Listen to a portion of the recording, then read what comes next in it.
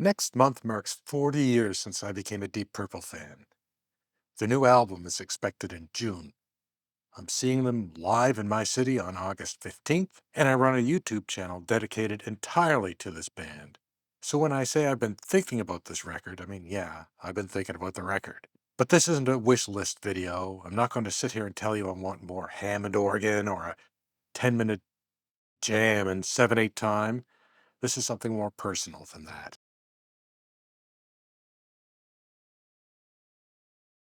In 1986, my grandfather died. I was just, 13, and my dad had to go be with his family, and my mom was away on a trip with her sister at the time. So I stayed with an uncle and my cousin for a little bit. And before he left, Dad handed me a few dollars and told me to go buy some music. I already knew Ian Gillan's voice, not from Deep Purple, but from Jesus Christ Superstar. I love that voice. It blew my mind. So I knew exactly what I wanted. Deepest Purple on cassette. I bought it. I think it was $8. And that was it. That was the beginning of 40 years. Their music has never left rotation. 40 years later, I'm still listening.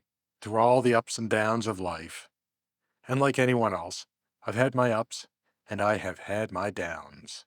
So yeah, the Jesus Christ Superstar, and of course, Deepest Purple. I've had this copy since, well, a little later in 1986. I got my first real turntable.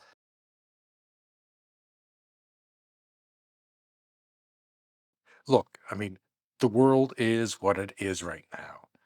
I'm not going to get into that.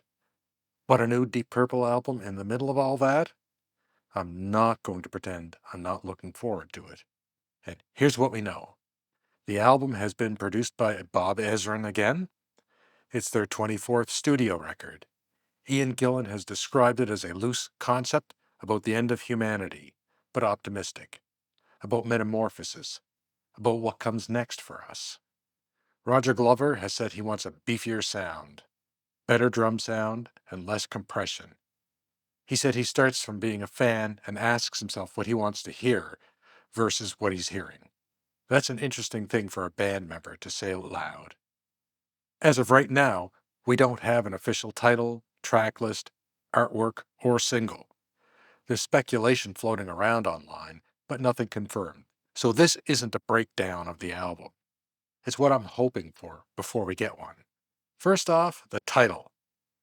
If I had to guess, it wouldn't surprise me were it to be something along the lines of Incarnate.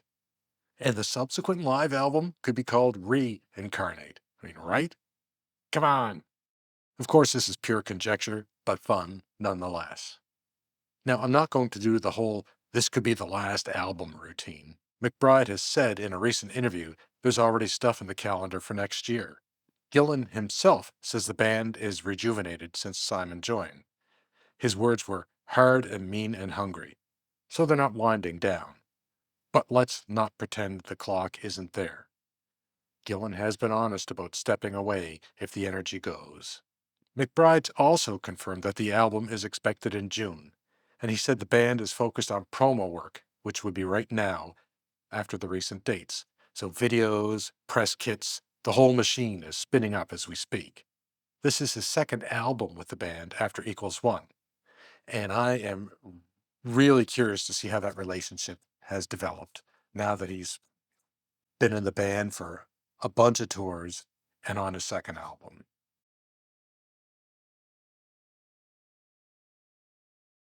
Here's what's interesting. The fan conversation around this album isn't, can Deep Purple still play anymore? I mean, Equals One answered that. The conversation now is about everything around the playing. Equals One has settled, for most fans, as a record people respect, even if they fight about it. Too long, some said. 13 songs is a lot. It's too compressed for others. The drum and cymbal sound drove certain people up the wall. Even me, I find it hard to get past Pacey's hi-hat sound on Old Fangled Thing, despite the fact that I absolutely love that song. The artwork has gotten complaints, but the songs, the energy, McBride's spark, most fans will admit the band sounds alive on that record. So the debate isn't, are they done? It's, can they keep that raw spark and maybe fix the sound. And the fact that Roger Glover himself has publicly said he would like a little less compression and a better drum sound tells you it's not just the fans nitpicking. The band hears it too.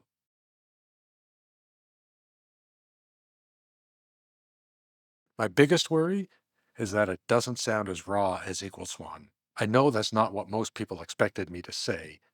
Equals One wasn't perfect, but then again, nothing is. But it had an edge to it. It captured the band rocking in a way they hadn't in some time. And Glover says he wants it beefier. I'm hoping that means, to push that rawness even further. I'm not hoping it sounds like In Rock. I'm not hoping it sounds like Machine Head. I'm hoping it sounds like 2026. Like the band is still here and still has something to say, not a band reminding you of what they used to say. And Gillan's concept, the metamorphosis of humanity, the next incarnation, that actually excites me. Deep Purple has always been the most interesting when they're reaching for something bigger than a three-chord riff. If they can pull that off with nearly 60 years of existence, that's not nostalgia. That's rock and roll.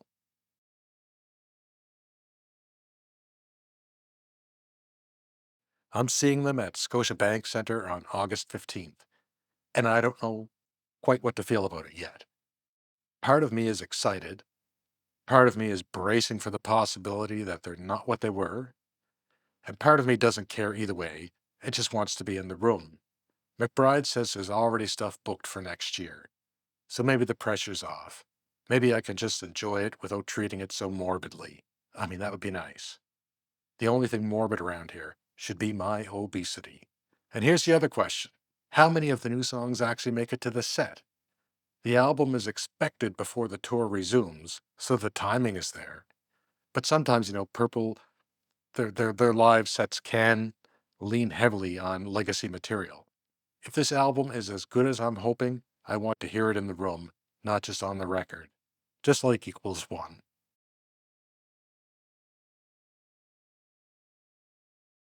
40 years ago, a kid spent $8 on a cassette because he liked a voice from a rock opera. Now that kid has a YouTube channel about a band and a ticket to see them play. Life is weird. Here's the thing. Deep Purple have never phoned in an album, especially not with Ezrin. So maybe I shouldn't be worried at all. But 40 years of caring about something will do that to you. You want it to be good, even when the evidence says it probably will be. So June, I'll be here and I will have opinions. Have a great day.